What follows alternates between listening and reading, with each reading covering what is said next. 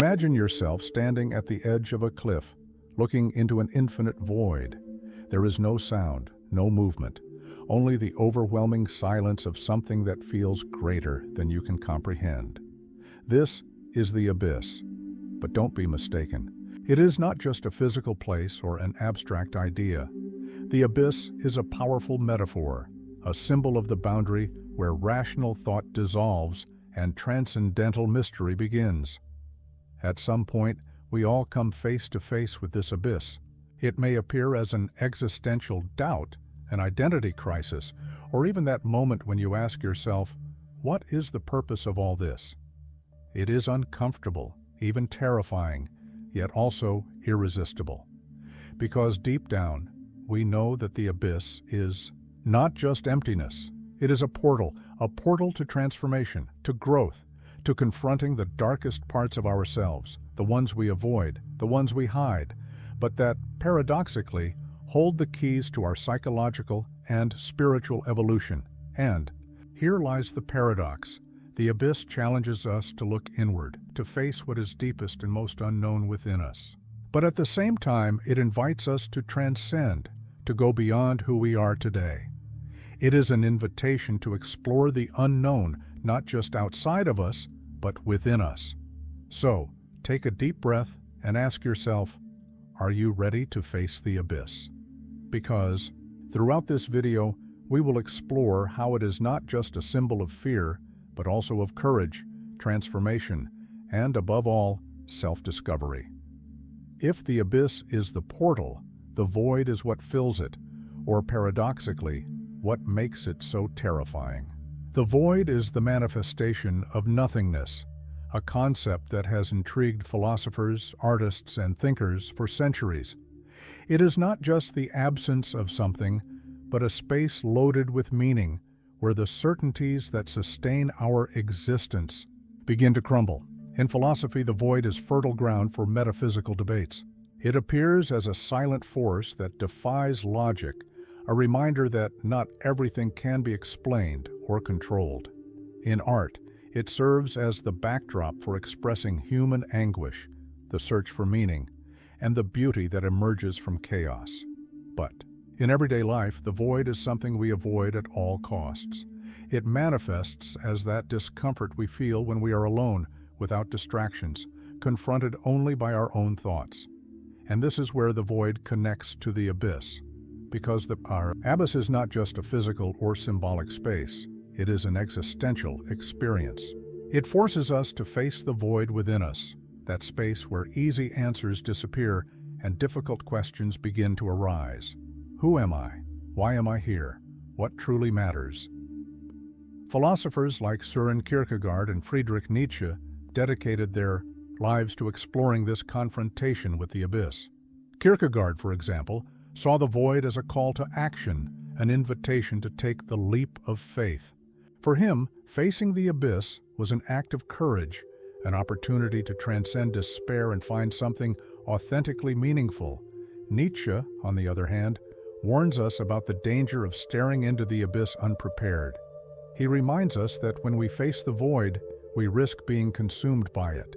But at the same time, he challenges us to create new values, to transform nothingness into something, to become the Übermensch, the human who overcomes nihilism and finds purpose even in the face of chaos. The void, therefore, is not just a space of loss or absence. It is a mirror that reflects our greatest doubts, but also our greatest possibilities. And the abyss, with all its mystery and depth, is the place where these possibilities begin to take shape. So, when you look into the abyss, it is not just about facing nothingness, it is about facing yourself. And in doing so, you discover that the void is not the end, it is the beginning of something greater. If the void challenges us to question everything, Søren Kierkegaard offers us a bold response: the leap of faith. For him, the abyss is not merely a place of doubt and despair, but also an invitation to something greater, a call to transcend the rational and embrace what is authentically meaningful. Kierkegaard believed that, at some point, we all face what he called existential angst. It's that moment when we realize that the certainties that upheld our lives, the rules, the systems, the inherited beliefs, are not enough to fill the void. It's like standing at the edge of a precipice, staring into the unknown, with no guarantees that there will be anything to catch us if we take the next step. And this is precisely where the leap of faith comes in. For Kierkegaard, the only way to cross the abyss is to take a risk.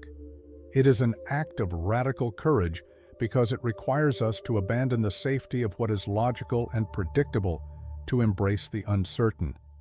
It's not about ignoring the void, but confronting it head-on, accepting that reason has its limits, and that beyond those limits lies something that can only be reached through faith, not necessarily religious faith, but a deep trust in something greater, something that gives meaning. To our existence, this journey is profoundly personal. Kierkegaard reminds us that no one can take this leap for us. It is a risk that each of us must assume on our own, facing our fears, our doubts, and our internal contradictions. And it is in this confrontation with the abyss that we discover what truly matters, not what we've been told should matter, but what resonates deeply within our being, what is genuinely authentic. But why take the risk? Why not simply retreat and avoid the abyss? Kierkegaard warns us that by avoiding the leap, we risk falling into a life of silent despair, a superficial existence where we follow conventions without ever truly living. The leap, on the other hand, offers us the chance for transcendence. It allows us to go beyond the limits of logical thought and access a deeper dimension of human experience, where we find purpose, meaning, and perhaps even a form of peace. The leap of faith, therefore, is not an act of irrationality, but of courage. It is the decision to trust the unknown, to believe that there is something on the other side of the abyss, even if we cannot see it. And by taking this leap, we not only confront the void, we transform it. So the question Kierkegaard leaves us with is this: are you willing to take the risk? Are you willing to abandon comfortable certainties and take the leap to discover what is truly meaningful? Because in the end, the abyss is not just a place of loss, it is the place where true life begins. If Kierkegaard invites us to take a leap of faith to transcend the void, Friedrich Nietzsche challenges us to something even more radical, to face the abyss without illusions, without crutches, and, from it, create new values. For Nietzsche, the abyss is not merely a space of doubt or anguish, but a mirror that reflects the fragility of our beliefs and the necessity of rebuilding them. Nietzsche saw the abyss as the breaking point of nihilism, the realization that at its core, existence has no intrinsic meaning. It's that moment when all certainties collapse and we are confronted with the idea that the universe owes us nothing. For many, this revelation is paralyzing. It's what Nietzsche called passive nihilism, a posture of resignation in the face of the void where we become spectators of our own lives, unable to act or create. But Nietzsche rejected this passivity. He believed that the abyss, as terrifying as it might be, was also an opportunity to overcome nihilism and become the Übermensch, the Overman or Superman, the human being who transcends the limitations imposed by old beliefs and creates their own values. The Übermensch does not flee from the abyss. They face it head-on, and from the chaos, construct a new meaning for their existence. And here lies one of Nietzsche's most provocative ideas, the eternal return. Imagine that every choice you make, every action you take, will be repeated infinitely, forever, exactly the same way. This idea is not just a philosophical exercise, it is a test of life. If you knew you had to live your life over and over again, endlessly, would you be satisfied with the choices you are making now? The eternal return forces us to evaluate our actions in the light of the abyss. It challenges us to live so authentically and meaningfully that even in the face of infinite repetition, there would be no regrets. It is a call to embrace life in all its complexity, its suffering, its joy, its emptiness, and its purpose, and to find beauty even in chaos. For Nietzsche, the abyss is not a place of surrender, but of creation. He reminds us that when we look into the abyss, it also looks back at us, and it is in this mutual gaze that we find the chance to reinvent ourselves. It is not about waiting for meaning to be given to us, but about taking responsibility for creating it. So, what Nietzsche asks us is this: are you willing to face the abyss without fear, without excuses, and from it build a life worth living? Because in the end, the abyss is not just a place of destruction. It is the cradle of a new possibility, the possibility of becoming who you truly are. If Kierkegaard and Nietzsche showed us the abyss as a philosophical and existential experience, literature transforms it into a stage where the unknown takes shape, color, and texture. Over the centuries, writers have used the abyss as a central motif to explore the limits of human understanding, the mysteries of the soul, and the conflicts that dwell in the human heart. In literature, the abyss is not just a void. It is a character, a setting, and often the plot itself. It represents the unknown, that which lies beyond what we can see, touch, or comprehend. And at the same time, it is a mirror that reflects our deepest fears and our highest aspirations. One of the most iconic examples of this exploration is Dante Alighieri's Inferno, the first part of his masterpiece, The Divine Comedy. Here, the abyss is both literal and metaphorical. Dante descends into the circles of hell, confronting not only humanity's sins, but also his own doubts and frailties. Each circle is a reflection of human choices, a reminder that the abyss is not just something external, but something we carry within us. Dante's journey is, above all, a quest for redemption and self-knowledge, showing that even in the darkest depths, there is the possibility of ascension. Another striking example is Joseph Conrad's Heart of Darkness, a work that takes us into the abyss of the human psyche. The protagonist Marlowe's journey up the Congo River is a metaphorical descent into the unknown, not just the geographical unknown, but the moral and psychological abyss that resides within each of us. The figure of Kurtz, the man who succumbed to chaos and darkness, serves as a reminder of how the abyss can consume those who are unprepared to face it. At the same time, Marlowe's journey is an opportunity for reflection, to confront the shadows and emerge with a new understanding of the human condition. What makes the abyss so powerful in literature is its ability to capture what is universally human. It forces us to confront what we avoid: the fear of the unknown, the fragility of our certainties, the constant struggle between light and darkness within us. But at the same time, it inspires us, because by exploring the abyss, literature shows us that even in the face of chaos, there is beauty, meaning, and transformation.